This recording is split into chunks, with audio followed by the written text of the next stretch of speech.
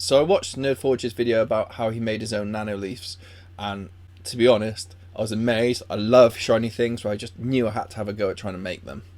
But when I did, I found I had some trouble, and I seemed to not be the only one. So I thought I'd make a quick tutorial showing people how to get past it, especially to get the software side of things implemented. To start with, I remodeled it back in Fusion 360 so that I could add some clips to make it easy to join them together and also to get rid of the center bit. I printed off a few on my 3D printer and CNC'd out the acrylic fronts to go on it. Soldered on my connection wires. And then I tested them up to make sure they were working. I used the WS2812 LED strips, which meant that I could work off 5 volts, which made the wiring a lot simpler. But I did find that I suffered a voltage drop, so I connected both live and neutral to the end of the LEDs as well as the front. So I downloaded and installed the Arduino software, and then I went to the Nerdforge's video and got a copy of Hans's code and copied it into the IDE.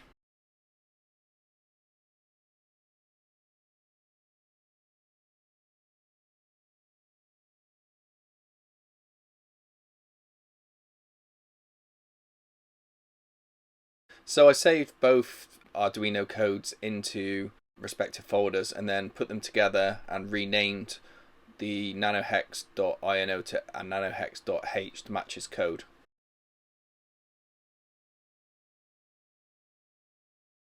There was a couple of libraries he referenced that I needed to install, which one was Fast LED and the other was the Blink library, which you also need to install. But the other problem you have is the board isn't listed in the standard Arduino. So if you paste this code into the preferences, it gives an additional place to source the board info for the ESP32, and this now allows you to find it in the boards manager.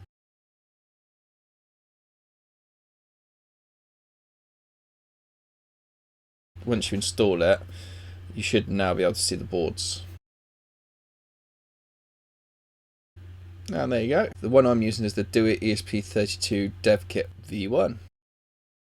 Now that you've got the ability to program the ESP32, you may still have trouble. If you plug in your ESP32 to the computer, you may not see the serial port appear. This is because of possibly 2 reasons. One being that you're using a cheap cable. Apparently some don't have data wires, and that's the reason why.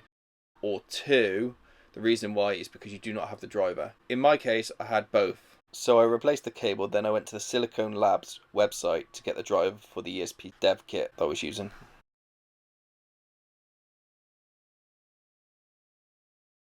Now you need to download the Blink app, and then you need to create a new project. This will send an email to you with your authorization code, which you then need to enter into the software, along with your Wi-Fi SSID and your passcode. Then you need to set the number of LEDs per box. I did a test on a strip of 15 LEDs.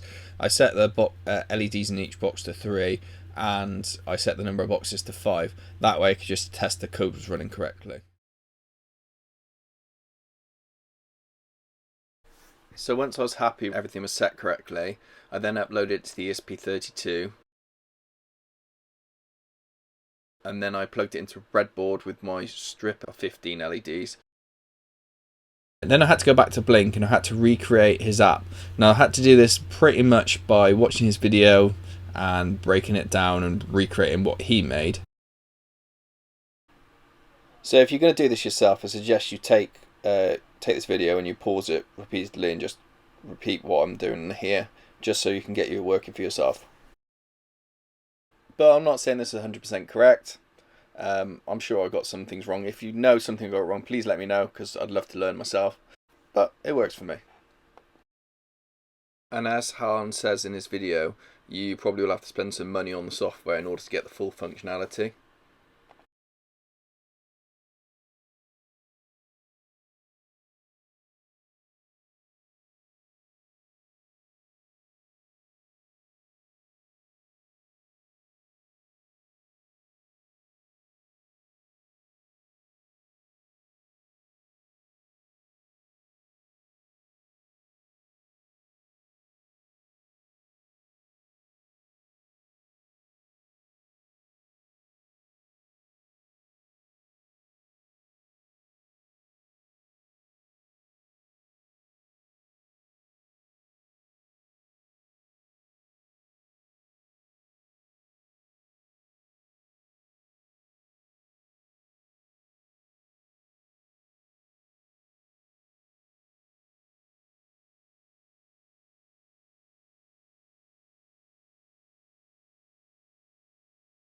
then tested it with my hex lights, and then once I was completely confident, I then mounted it to the wall.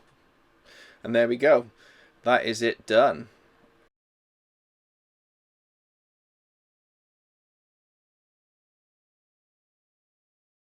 So thank you, Hans, for such a cool project, to be honest. I'm really pleased with how it turned out, and thank you.